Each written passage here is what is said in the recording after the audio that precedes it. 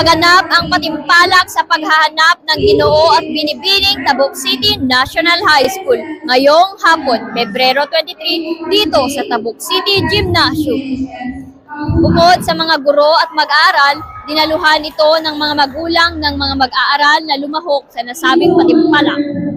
Nagdala rin ng iba't ibang props ang mga mag-aaral upang ipakita ang suporta sa kanilang kalahok. Ipaparada ang lahat ng mga kalahok bukas bilang bahagi ng pagdiriwang sa 52nd Foundation Day ng Paaralan. Ito ang kauna-unahang pagkakataong inilunsad ang patimpalak sa paghanap ng Ginoo at Binibining City CNHS pagkatapos ng pandemya. Ako si Mahal Sangdan, nagbabalita para sa Tekno Balita.